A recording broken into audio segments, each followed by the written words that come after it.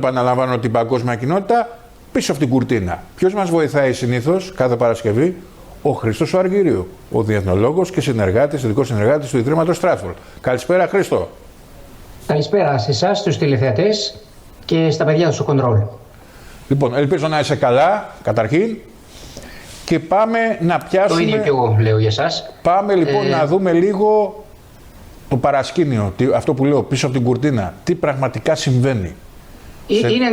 Ήταν ενδιαφέρουσα και η συζήτηση που είχατε ως προκαταρκτική για να συνεχίσουμε και εμείς το ίδιο μοτίβο. Εντάξει, πιο πολύ το ρεπορτάζ δώσαμε, η αλήθεια είναι. Σωστό, πολύ σωστά και πολύ καλά κάνατε. Η περίπτωση της Γροιλανδίας θεωρώ, εκτός της αξίας που έχει, την οποία με όλους τους τόνους μας έχουν δείξει οι ΗΠΑ, θεωρώ ότι λειτουργεί και ως ένας δούριος ύπος. Διότι αν πάρουμε το τι συμβαίνει στην Γροιλανδία από την ανάποδη πλευρά και όχι αυτό που βλέπουμε ξανά στο προσκήνιο, αλλά αυτό που συμβαίνει στο παρασκήνιο, να πάμε ανάποδα δηλαδή, πώς μπορεί να χρησιμοποιηθεί η Γροιλανδία και για την Ευρώπη, μπορούμε να κατανοήσουμε κάποια πράγματα λίγο καλύτερα.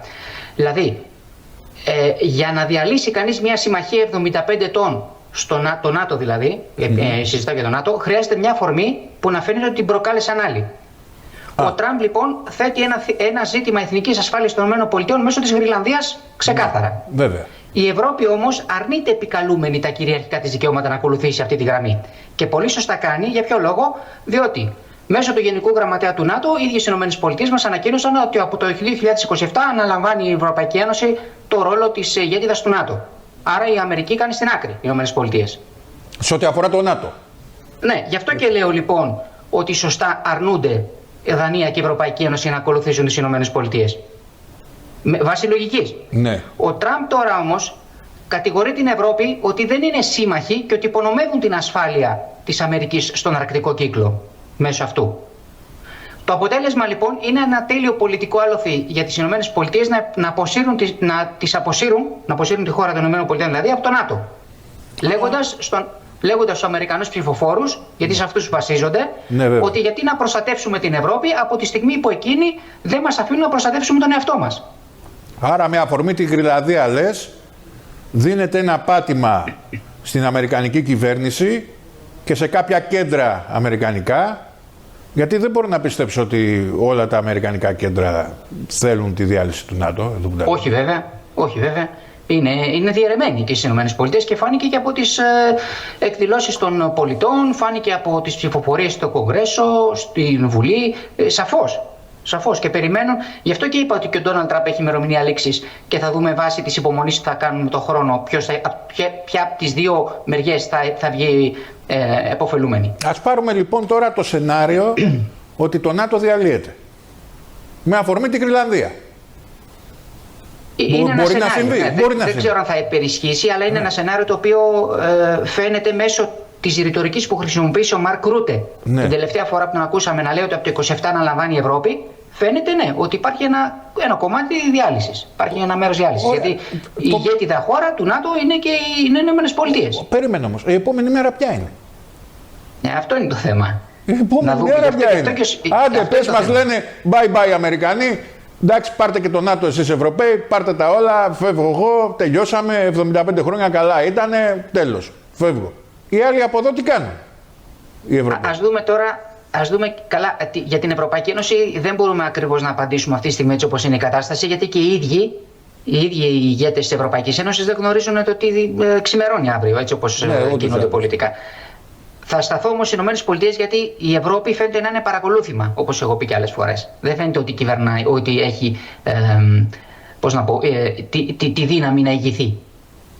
Το δόγμα, ήθελα να πω λοιπόν, να γυρίσουμε στις ΗΠΑ για το δόγμα Μωρό 2.0, που φαίνεται να είναι εναντίον του ατλαντισμού, του ΝΑΤΟ δηλαδή. Το ΝΑΤΟ βασίζεται στη συνεργασία Ευρώπης-ΗΠΑ. Το δόγμα Μωρό όμως βασίζεται στην απομόνωση της ηγεμονίας των ΗΠΑ. Ναι.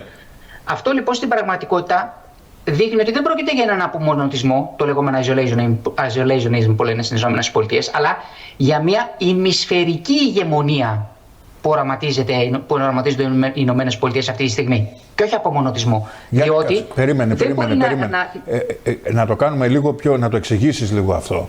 Γιατί μερικοί ακούνε δόγμα Μονρόε και έχουν στο μυαλό τους την απομόνωση. Δεν υπήρξε ακριβώς απομόνωση. Όχι. Γιατί το δόγμα Μονρόε το αυθεντικό δεν έχει καμία σχέση με το δόγμα Μωρό του το 2.0 που λέμε, γιατί προχωρώντας ο κόσμος μεταλλάσσεται. Όπως και αυτό έχει μεταλλαχθεί. Αυτή λοιπόν η ηγεμονία που εννοούσαν τότε στο πρώτο δόγμα Μωρό τώρα έχει γίνει ημισφαιρική, του ημισφαιρίου δηλαδή, πάνω στο οποίο βασίζει τη στρατηγική της Ηνωμένες Πολιτείες. Και θέλει να πάρει με το μέρος της, ας πούμε, τη Γρυλανδία ή τον Παναμά. Ναι. Που για μένα είναι στρατηγική σημασίας, γιατί συνδέει τους δύο ωκεανούς. Λόγω της διόρυγας. Ακριβώς. Νομίζω το κατάφερε εκεί. Όχι ακόμα. Διότι όπως έχω ξαναπεί στο δελτίο σας, τα 2 από τα 5 λιμάνια, ένα από Ατλαντικό, ένα από Ειρηνικό, τα διοικεί μια εταιρεία του Χονγκ Κόνγκ η οποία έχει κινέζικα συμφέροντα. Παραμένουν οι Κινέζοι ακόμα, έτσι, γιατί είχε γίνει κάποια κίνηση από αμερικανικές εταιρείες για εξαγορά. Ναι, αλλά ακόμα μένουν. Ναι. Αν λοιπόν ο Τραμπ μέσω αυτού πιστεύει ότι η Ευρώπη είναι βαρύδι και εμποδίζει τη σύγκρουση με την Κίνα, που όντως η Ευρώπη δεν είναι προτιθέμενη να συγκρουστεί ευθέως με την Κίνα, η ρήξη για τη Γρυλανδία που έχει με την Ευρωπαϊκή Ένωση του επιτρέπει να μεταφέρει όλους τους πόρους στον Ειρηνικό, όπως είχε κάνει. Γι' αυτό και είπαμε ότι τότε, όταν είχε γίνει η συνάντηση του Χέγκσετ με 800 ναυάρχους και στρατηγούς, ήταν για την αλλαγή της στρατηγικής των ΗΠΑ στην Ασία. Μπράβο. Διαλύοντας λοιπόν τον ΝΑΤΟ, όπως λέγαμε προηγουμένως, σε ένα τέτοιο σενάριο, η Ευρώπη πάβει να είναι συνεταίρος. Αυτό μου θυμίζει λίγο τον Ναύαρχο Νίμιτς, την περίοδο του Δεύτερου Παγκοσμίου Πολέμου, που έπριζε το Ρούσβελτ στην Ασία, προς την Ασία, στην Ευρώπη προς την Ασία, στην Ευρώπη προς την Ασία. Ναι. Βέβαια ο Ρούσβελτ ήταν Ρούσβελτ και του είπε όχι, πρώτα θα καθαρίσουμε την Ευρώπη και μετά η Ασία. Ναι, μάλλον παράλληλα. Ήταν διαφορετικοί οι κανόνες τότε, βέβαια, αλλά τέλος πάντων. Η Ευρώπη λοιπόν πάβει να είναι συνεταιρός και γίνεται πελάτης ή δορυφόρος που θα πρέπει να αγοράζει προστασία και όπλα μεμονωμένα. Το διέρη και βασίλευε δηλαδή των ΗΠΑ. Ναι. Που γι' αυτό πρέπει να το κοιτάξουμε, γιατί δεν μπορεί από τη μία να λένε οι ΗΠΑ ότι θα διοικήσετε εσείς στο ΝΑΤΟ, αλλά από την άλλη θα αυξήσω στο 5-5,5% την εισφορά στο ΝΑΤΟ. Είναι τραγικό αυτό το πράγμα. Γιατί, συγγνώμη, με συγχωρείς τώρα, Χρήστο μου, το πρόγραμμα SAFE που ήδη τρέχει, έτσι, σε ποιο ποσοστό, σε τι ποσοστό αφορά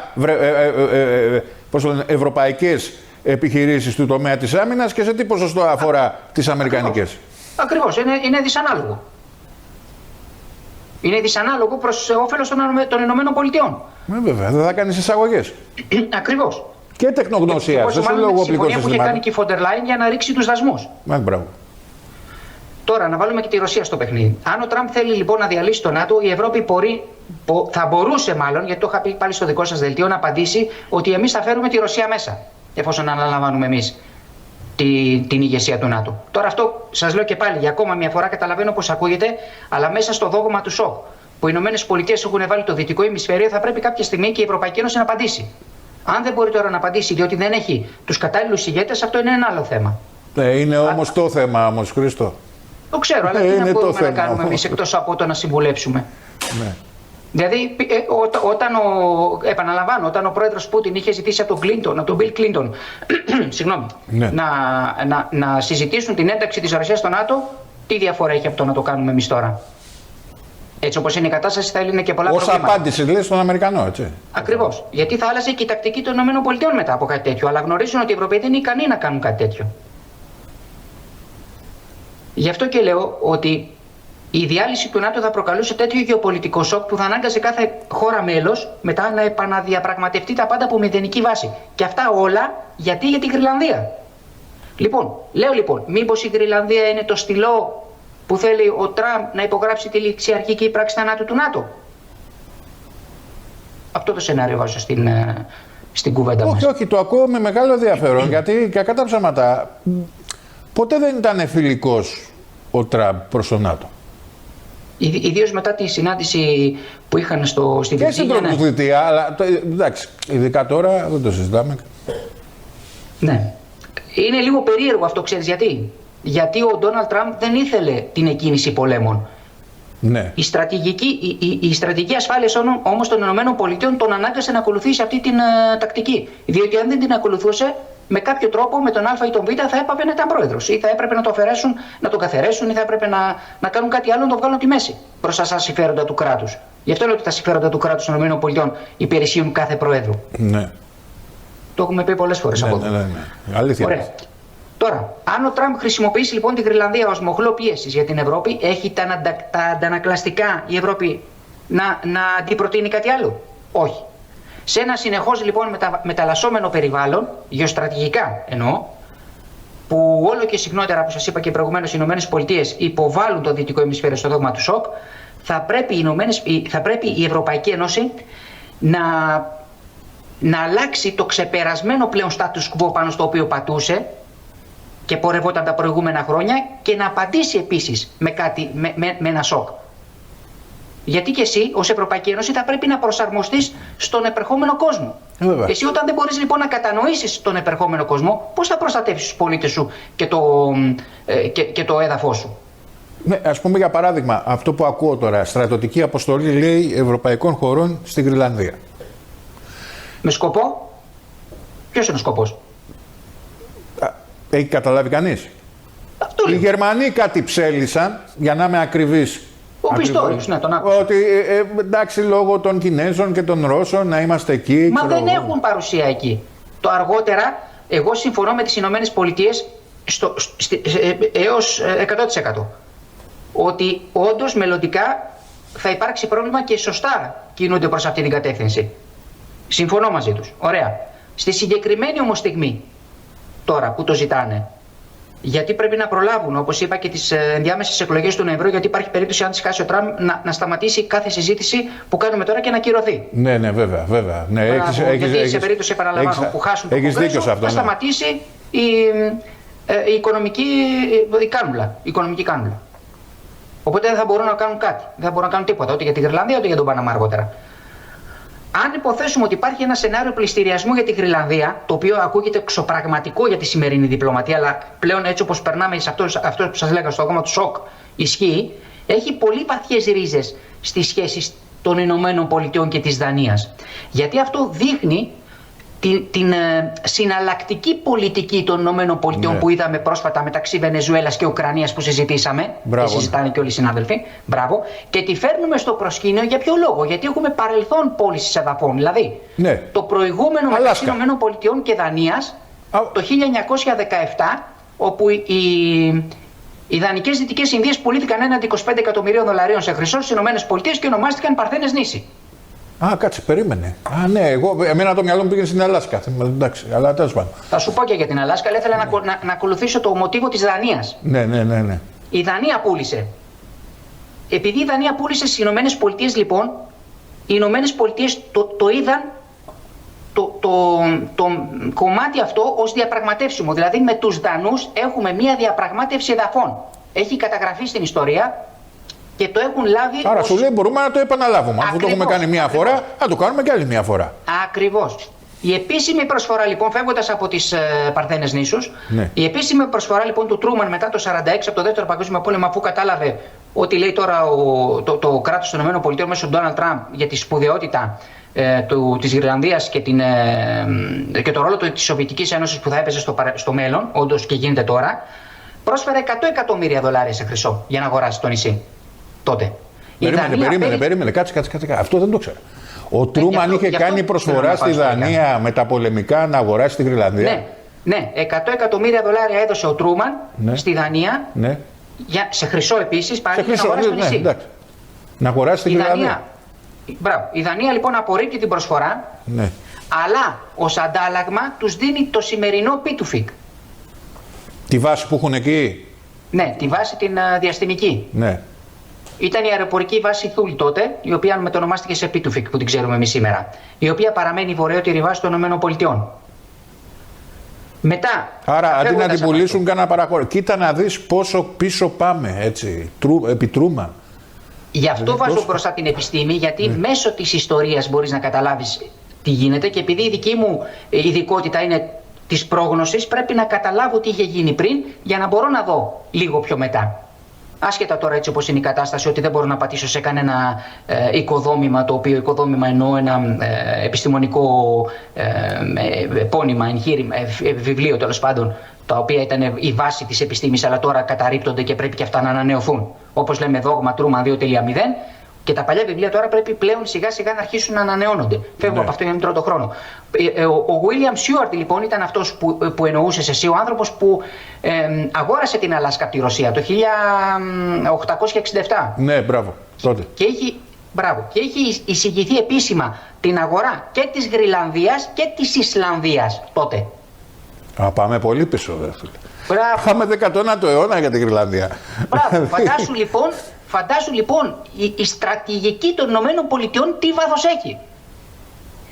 Γιατί το λέω τώρα αυτό? Για να καταλάβει ο κόσμος τη σπουδαιότητα για τη σημερινή εποχή και την επιμονή του Ντόναλντ Τραμπ. Γιατί ο Ντόναλντ Τραμπ είναι ο μοχλός των ΗΠΑ. Και είναι ο κατάλληλος άνθρωπος για να επιμείνει με το χαρακτήρα που έχει.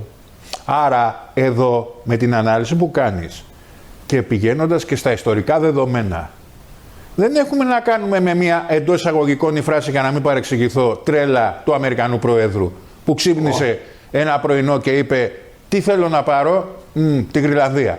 Εδώ μιλάμε για μια μακροπρόθεσμη στρατηγική των ΗΠΑ, ανεξαρτήτως ποιος είναι πάνω. Ακριβώς. Στο Λευκό Οίκο. Εκεί ήθελα να καταλήξω.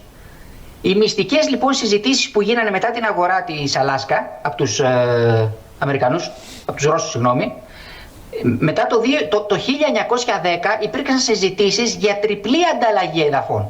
Ούτε αυτό είναι γνωστό. Δηλαδή οι Ηνωμένες Πολιτείες θα έπαιρναν τη Γρυλανδία και η Δανία θα έπαιρνε τις Φιλιππίνες που κατήγαν τότε οι Ηνωμένες Πολιτείες.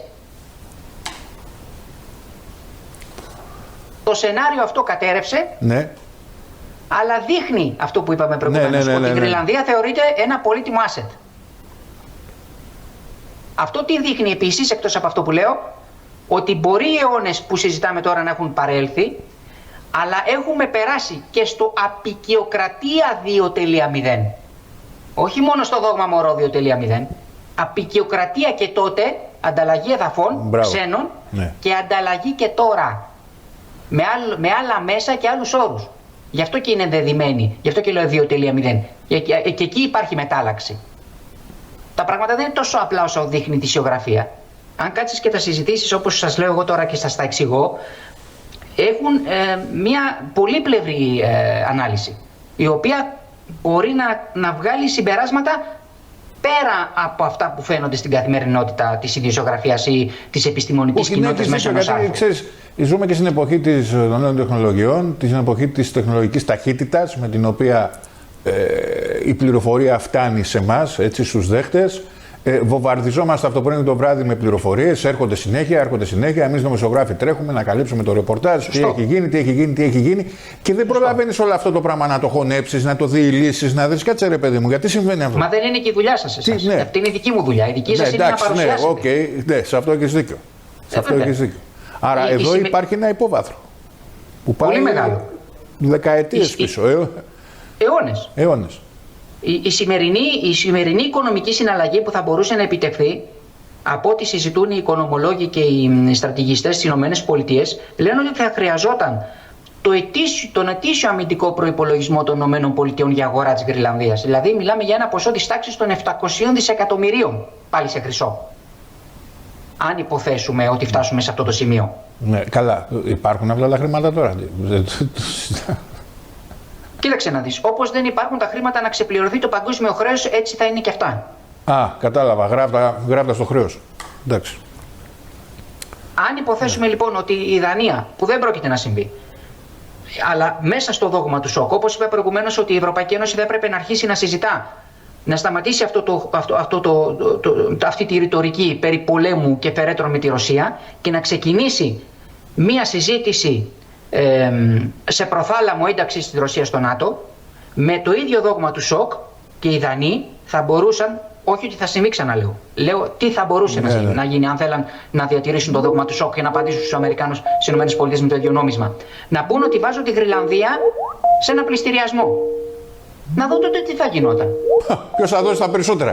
Ακριβώς. Δεν θα υπήρχε οικονομία τότε. Θα είχαν γονατίσει όλες οι οικονομίες. Ναι, καλά, εξυπακούεται, ναι. Σε περίπτωση, επαναλαμβάνω, που ενδιαφερόταν να μπει η Κίνα στο παιχνίδι. Ναι. Που πιστεύω ότι η Κίνα δεν θα ενδιαφερόταν να μπει στο παιχνίδι έτσι όπως είναι τώρα η κατάσταση. Όχι, λίγο δύσκολο. Ναι. Λίγο δύσκολο. Λίγο δύσκολο. Η Ρωσία επίσης έχει εναλλακτικά σενάρια με τις Ηνωμένες Πολιτείες, όπου είναι καλυμμένη, γιατί πρέπει να υπενθυμίσουμε στον κόσμο με τα όσα έχουν συμβεί ότι υπάρχουν συμφωνίες και για σπάνιες γιές μεταξύ Ηνωμένων Πολιτείων και της Ρωσίας που δεν έχουν βγει στο φως δημοσιότητας ακόμα, γιατί δεν έχουν ολοκληρωθεί, όπως και η επιστροφή της ExxonMobil στο βορειοπαγωμένο για εξόρυξη φυσικού αερίου και πετρελαίου. Δηλαδή σύμπραξη Ρωσίας και Ηνωμένων Πολιτείων. Άρα φτάνουμε στο συμπέρασμα να πούμε ότι εφόσον υπάρχουν αυτές στα σπάργανα συμφωνίες, πώς κινδυνεύεις γεωστρατηγικά. Άρα ο στόχος κάτι άλλο είναι από πίσω, κάτι άλλο συμβαίνει. Χρήστο μου, θα σε ευχαριστήσω σε αυτό το σημείο. Μας άνοιξες και πάλι τα μάτια. Θα σου ολοκληρώσω μόνο με αυτό, γιατί δεν πρόλαβα να πω τίποτα για το Ιράν, γιατί πιάσαμε τη Γρυλανδία. Με τη Γρυλανδία όμως η ανάλυση σου μας άνοιξε τα μάτια. Το ξαναλέω. Ναι, θα ολοκληρώσω μόνο με αυτό και τη Γρυλανδία. Το πρώτο μάθημα που κάνει ένας φοιτητής όταν μπαίνει στις διεθνείς σχέσεις είναι για το Heartland, δηλαδή ποιος έχει τη γη, το μεγαλύτερο κομμάτι της γης που το έχει η Ρωσία, η οποία προσπαθεί να κατέβει σε θερμά ύδατα, να κατέλθει σε θερμά ύδατα, και αυτό προσπαθούν να ανασχέσουν οι ΗΠΑ και ο δυτικός κόσμος όλα τα χρόνια. Αν όμως η Γρυλανδία περάσει στις ΗΠΑ, το Heartland το έχει ακόμα η Ρωσία. Και κλείνω με αυτό το ερώτημα. Ενδιαφέρον. Δεν νομίζω. Περίμενε. Είναι ένα ερώτημα για την επιστημονική κοινότητα. Τώρα παίζουμε με τα μίλια. Ξέρεις. Δηλαδή, στο φωτοφίνις. Ποιος θα είναι μπροστά. Γιατί ήθελα να δώσω στον κόσμο μια άλλη διάσταση να κατανοήσει. Λοιπόν, Χρήστος μου, σε ευχαριστώ πάρα πολύ που τα είπαμε. Χάρηκα πάρα πολύ που τα είπαμε. Καλό Σαββατοκύριακο. Καλό Σαββατοκύριακο εσάς.